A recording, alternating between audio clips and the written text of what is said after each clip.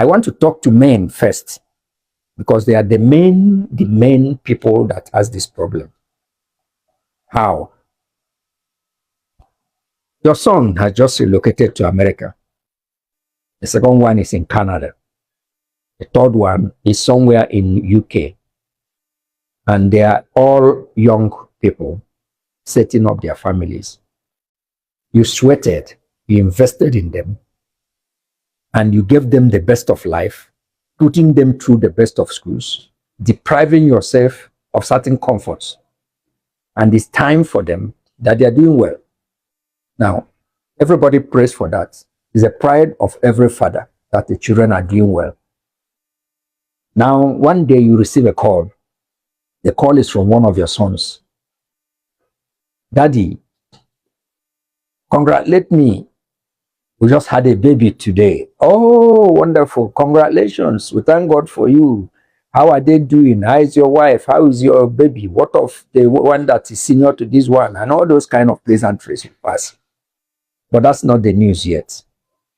Very soon, as she is talking, the next thing you hear, you know, we can't get nannies here.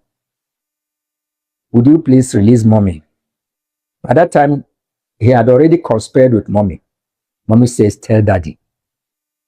Would you please release mommy to be with us just for 4 weeks? And this baby will get stronger.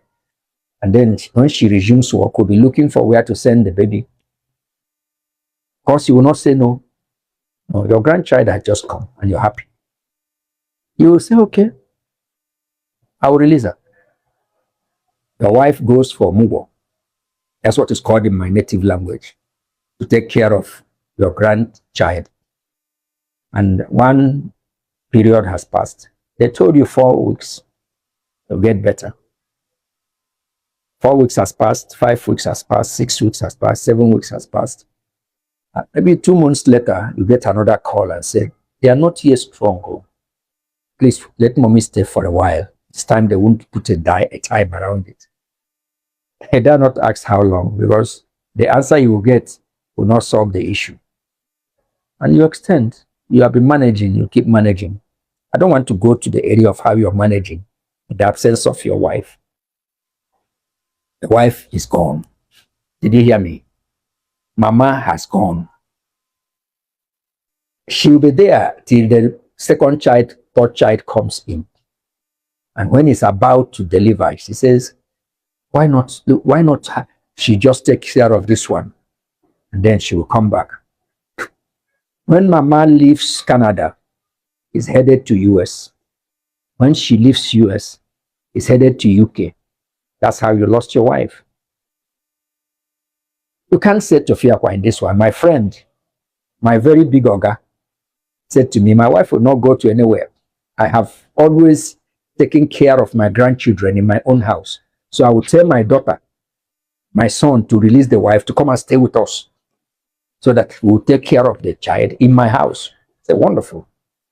That's good. But what if the child is in US? They will come back from US to come and stay with you. When he said, I don't pray for that, but if it happens, we know what to do. Better know what to do. Now that your wife is gone, occasionally they will package an envelope, maybe do a transfer to you. That transfer cannot sustain you. So what did you do while growing up? Did you only invest in them and learn to invest in yourself, particularly in your future as you age? That's where the crux of the matter is. So what did you do? Did you obey and try to save for yourself, put down something for yourself? May not necessarily be in cash, but in certain properties that could yield you something, in certain assets that could yield you something regularly to sustain at that period. If you come from the part of the country where I come from, you will always have children, young people who want to stay with you so long you are picking your bills. If you are not picking your bills, of course, nobody will even release your child. Even if your grandchild is being sent to stay with you, it doesn't look good that you are telling your in-law to bring money to pay his school fees. It means that you should be able to pick the school fees on that little child that is sent to stay with you and keep you company. Now, you can't do that except if you have made provision for your old age. Why am I concentrating on men? Men are the biggest ones that are hit by this. Women can move from one child to the other's house, in one country to the other, one continent to the other, while age calls. But men, I don't know what you give to me to leave my house to go to another country because I'm feeling lonely. Go and ask Sophia how he went for Mugo. If you don't know that movie, go and watch it.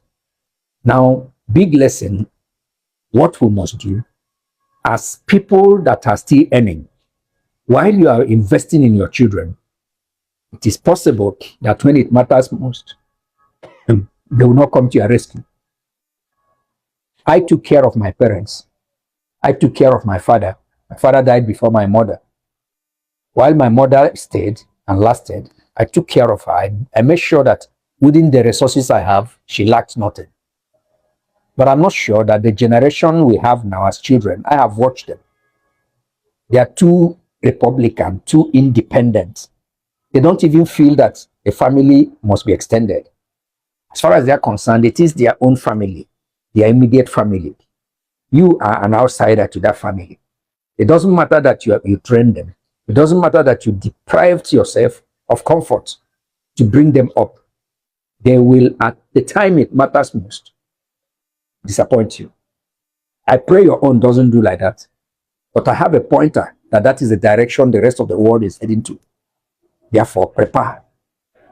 Prepare. Prepare for such a time that you can earn, but you should have cash so that people will still come around you who need the cash and be of assistance to you to help you. That's my word for you. So what I call this is man-to-man talk. I've brought it by a story of a woman, but the major people here are men. So men, I'm talking to you as a man. Are you preparing? Except if you want to die young before the time. Be wise. Thank you.